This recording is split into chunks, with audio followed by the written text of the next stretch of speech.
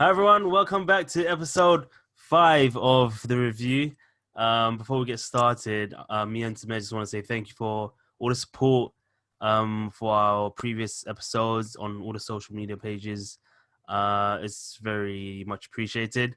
But yeah, episode 5, we're going to be talking about Leicester City, Brendan Rodgers' first full season in charge, finishing 5th, should have made top 4. So man, what's happening, man? Yeah. What went wrong? Well, before when the season when had no COVID situation, these lot are flying through. Vardy's getting goals. Yeah, Everyone's playing really well, and then after the restart, it's like they just full couldn't replicate, and they capitulation, struggled man. after this. For like they Fully just couldn't. struggled. They could not pick it back up for some reason, and they slowly got back into it eventually. That good win against Sheffield United, but yeah, they just really struggled. At I like have a stat for you uh, actually. I don't want to be gone. like the stat guy, but I have to throw in a stat every Yeah, you game. know what? You've become the stat guy. But they picked up 9 points from a possible 27 after the restart. Wow. There you go, That's like, it that's speaks about it. that form is relegation for me now. Do you know what? Can I be honest? Mm, I'm not a Leicester fan, obviously, but if I'm a Leicester fan, I'm disappointed. I yeah. think, I think, without looking at what happened during the season, and you told them you finished fifth, Leicester, Mm, I think Leicester fans are happy. But because of what did happen and how close they got, and they were third for such a long time, or in top four for such a long time, yeah. you're like, what's happened here? You end the season disappointed. But that's the Um, thing, isn't it? Like so I think, if you like ask a Leicester City fan at the start of the season, we'll give you 5th place right now. Would they have taken it? yeah, they take it, don't they? You So, think? Because like I well, don't I know, think like so. they're probably looking at Chelsea, not spending any money. They'll be like, you know what, we got a chance here, to make top 4. And the thing is, Yeah, they had an 8-win streak from October to December as well. Obviously, they opened up that gap. yeah. They're like kicking themselves right now, man. Mm. Do you know what, Julian? I think we should stop being negative. And they did finish fifth. Sorry, We Leicester keep, we fans. keep, we keep yeah, we keep I mean, pushing the Europa is like, still like an achievement. yeah, it's so good. And we keep saying fifth is good. So let's talk about why it's good and what went well. Hmm. I wanted to touch quickly on how Rodgers has changed the style they play in, and it's a very Rodgers style of playing. So it's not different. It's not new to the footballing world, but what he's done specifically with Leicester, if Mm. I can speak properly, that would help. So the first thing he's changed is made the wing backs a bit more active. Yeah, So when everyone's fit, I'm talking about Chilwell and Pereira.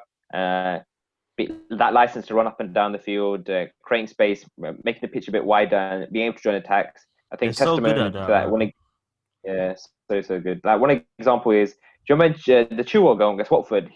Like in the Banged last it. minute, it was basically in the Watford box. Yeah. Yeah, So that just shows you, and it just creates space and allows everyone else to move because the defense is dealing with so many players. Like someone's going out wide, someone's inside, all that kind of stuff. mm. So, and on that fact, actually, another thing that's really key to their play at the moment is the centre mid. So they play typically a 4-3-3, and you've got Tillemans and you've got Madison and you've got NDD that's holding them down. All ballers, But man. the key is Madison. Yeah, exactly. Key is the Madison and Tillsmans are always just moving, always like they're never staying the same. They pop out right wing or they pop out in front of the striker. They're different. They Yeah. keep making runs to create that spaces and they create that movement because they love. I think Leicester are very direct in terms of through balls, and because Mm. of Vardy's pace, they try to create those angles so they can do those through balls, for example. I mean, Vardy has that pace to like for them to hit the ball over the top as well, or play that extra. Keep trying that through ball, and it showed because he's even at the age of 33, he got 23 goals. So Exactly. you know, Yeah, like, I think that's a testament to the modern day as well, don't you think? yeah. Like these Look at players can take Ibrahimovic. longer. Look at Ibrahimovic. I mean, Exactly. like, my guy's almost 40. He's fully like Yeah, walking stick and all sorts, yeah. But he's yeah. still banging goals, man. I So, think that's an interesting point. I think they're like the age of when they're done the 32s and 33s. I think it's gone because these sports science is such a big influence of football now that these 100%. players can play a bit longer and what kind of Yeah, yeah. stuff. So it's positive. It's positive. Other things I wanted to touch on like some good highlights before we move on to other stuff. Quick question for you, Julian. You ready? Go on. Is Kasper Schmeichel the most underrated keeper in the Premier League? What is your reaction I to think he's that? up there. He's up there. There's He's so, like, there's a few keepers that deserve more credit. But yeah, you he's definitely think? yeah, man. I think he's underappreciated, not by Leicester fans. So Leicester fans don't bite my head off. Leicester I'm talking fan about like love him. general Yeah, yeah. league. Yeah, I I actually, you think know he's a what? bit. Yeah, he was. I think there was like a tiny rumor that United were interested in him. Yeah, I do remember that actually. There was right. Yeah, yeah. So Yeah, that's a testament to him, you know. Even though I yeah. mean, you can argue he's the bigger team right Better now. keeper now. Yeah, but We'll, yeah, we'll go man. into Like that. That's not an argument. he's been amazing. I still remember his days in Man City. He had a great start. I think the Yeah. 05-06 season. I think he was like keeping clean sheet after clean sheets, and obviously Arsenal had to break that. Just throwing it out there, but yeah, he's a great keeper, man.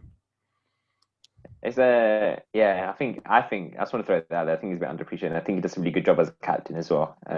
Similar to what I mentioned in the Liverpool video about Henderson, the captain's captain. Uh, Another position I'll look at is the left back position, Julian. I don't know if you look in the rumor space. So it's Friday, the 14th of August for the audience. But yeah, it seems like rumors for Chilwell have accelerated, and even one in the know account. And I don't know how much credibility it has because I'm not checking on Leicester that much. But he says that Chilwell packed up his stuff actually from the training ground. And Damn. yeah, so there's no concrete rumors in terms of like a Sky Sports or any other outlet or any journalist yet. But Yeah. things might accelerate the weekend. But do you know what, Julian? I don't think Leicester fans need to worry What's that? because you got Luke. They got Luke Thompson. Luke Luke Thompson, Thomas. yeah. Sorry. Oh, You're making up players, you know. Luke Thomas, my friend. I fully butchered that. My bad friend, Leicester fans. Yeah, you need to stop making up players, bro. Thomas. I got it right. Yeah, but I get yeah, he's a top player, isn't he?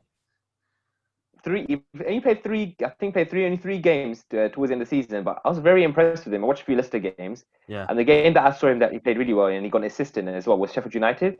I was like, damn, Leicester don't need to worry. You know, they've got this guy and they're gonna make so much money of Chilwell. They don't need to worry in that. He's very much like Chilwell, very direct. Got pace on him, maybe a little bit faster than Chilwell as well, which is another plus. Obviously, he's gonna be very inexperienced, so you can't expect wonders from him. But I don't think the Leicester fans need to worry, and they've got a great youngster ready made a replacement for Chilwell. You're saying that as well, yeah. You know when Pereira got injured. Yeah. I think James Justin's done an amazing job, you know, deputizing as well. So that's two very young fullbacks. Brendan Rodgers is like the fullbacks master, and he must be doing some mad training with them. Whoa! Let's calm down. Fullback master, you know. I mean, he's developing really good, you know. For the audience, Julian's views are his own views and not the reflection of agency football as a whole. No, he's done well though. Like he's just come in. Manager. No. And the thing is that James Justin, he came from like Luton as well. He won the league with them. Oh yeah, with them. Sorry, the season before. That's why you know that must have caught Leicester's eye, right? And he ended up signing with them. But you know, Pereira is a top fullback, and James Justin's done well, man. Julian, do you know what? It's interesting. I think a lot of the teams are looking at the lower leagues again. There's a few players that have come up from there. You got Bellingham that went to Dortmund. I know that's a bit of an exception because of the talent he is. But another one that Leicester look like they'll be looking at is Ollie Watkins from Brentford. Mm-hmm. No, Brentford unfortunately didn't win the playoff final, and disappointing actually. I want to see Brentford in the Premier League, but that's Fulham's been here and been gone like so many times, man. Yeah, you want to see something new. Anyway, I think there's gonna be a bit of a fire sale at Brentford because of that. And I don't know if you know his stats. I'm taking over your role as stat man now. 26 goals, 25 for 26. 25, you're right, you know, 25. Damn. 25 goals, right? Yeah. So 25 goals, 4 assists. Even when I have a stat, this guy's taking the stats off me. 25 goals, 4 assists. Do you know what the big thing is? There's a few things I've noticed about him. So I've been watched him a little bit and read some articles on him as well. Yeah. So he's a winger turned striker. Henry, and I think, Henry left wing cut in. And his production, obviously, the stats say, as you mentioned, they speak for themselves. He's very strong, very physical. His movement is outstanding. So he scored like 6 headers, I think it was. Really? 6 to 8. I think so. Don't quote me that. I'm not the stat man, remember. But most of the biggest stat about those stats is most of those headers were free headers. So he's not the greatest header. Well, he is because he scores them, but his movement is allowing Yeah, his him to get to those positioning must positions. be really, really good then. Yeah, and I think if Leicester can get it done, I think it'd be a good signing because I think they're lacking a bit on the wings as well. And Watkins has he played on the wing before, can do that and can partner with Vardy as well. But Julian, if Watkins is not the answer on the wing, I think they do need to invest in a winger if they're using Watkins as a striker. I agree. I mean, they got Demarai Gray, who I do like, but I don't think he's consistent enough. Albrighton, he is a Premier League winner, but again, he's getting older now. I don't think he's good enough for such a young, bright, exciting Leicester squad. Is it James Milner? Nah, put some respect on James Milner's name, man.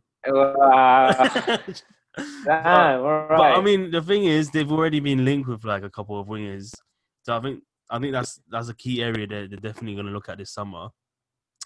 First one being Dwight McNeil from Burnley, had a decent season at Burnley. Brooks as well got relegated with Bournemouth, but he was out for so long. And to be fair, he did all right when he came back from injury after the restart. Yeah, I think he was productive. Yeah, and sorry, man. No, you go. Yeah, and the third one is Trincao, who won the Portuguese Cup with Benfica this season. He's signed with Barca, but it seems like they want to already get rid of him. Like, hasn't even played a game. You know what, Junior? Let's not touch on Barca because that's the whole video in itself. There's an absolute mess. It's a shambles over there in Barcelona. It's a shambles over there. Let's just not talk about it. But yeah, those are three names I've seen as well. And do you know what? My favorite is Dwight McNeil from there. Who's your favorite out of the three? Same, man. Same, yeah? Yeah. Like, play both wings, very direct, puts in a cross as well. And I think Vardy, because of his movement, will thrive on that. Can take set pieces as well. Yeah. I think it's a big loss for Burnley. But I think if I'm Dwight McNeil, I'll try and push it through, essentially. The rumours were at 30 million. What do you think? That's not bad. 30 million, Dwight McNeil? Yeah, for an exciting English winger who's got bags of potential, 30 millions are still in this market. Yeah. And he's playing with Burnley, who are so disciplined.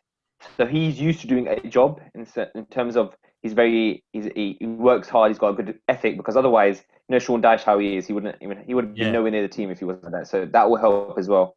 I think McNeil would love to have Maddison, Tielemans feeding him the ball. Because touching on that as well, I've got some stats here. Tielemans, Maddison Barnes. Sorry, what's his name? Something Barnes. I forgot. Harvey Barnes. Harvey Barnes. Look, we're bad. We're talking about Thompson and oh my gosh. Anyway, Tielemans, Barnes, Maddison. I'll stick with surnames in it. And Perez. They combined for 52 goals and assists between them, which is not. That's good. For midfield, it's not bad. You know. And obviously, like we said, 23 goals from Vardy as well. And if they add McNeil to that, exciting attack. Yeah, I just want to quick shout out to Vardy as well for becoming Premier League top scorer, like in that age as well. I don't think many people thought he had him in. I think he'd carry on doing it next season, but obviously, eventually they're gonna have to transition to getting someone else up there and supporting, and we'll see how Vardy copes with that. Might be that guy exactly. But yeah, I think overall, when Leicester fans sit down and in the history books it says they're fifth, I think they'll be happy with it. Take it, and you keep moving on. It's positive stuff. And it looks like Chilwell's the only one that looks like big name to move away from you. And as we've already mentioned, we've got a replacement. You got ready-made replacement already, so I don't need to worry too much about it. And all is exciting stuff, I think. Yeah, honestly, and the way the club is run is like, other clubs should look at that and try and model it, because they, from being favourites or one of the favourites to be relegated to winning the Premier League, every season since then they've just seen progress. So I've got mad ratings for Leicester. I'm sure they're gonna fight for the top 4 again next season. Unfortunate that they missed out by such a small margin, but restart wasn't for everyone, was it? So yeah, no, I don't want it for everyone. Yeah, I think Julian, we should bring the episode to a close there and end on that high. Do you want to send our audience home with the usual stuff? Yes, please, guys. So if you like the video, please like it, subscribe for more content, and please click the notification bell because we're going to be uploading more videos very soon. But until next time, take care. See ya.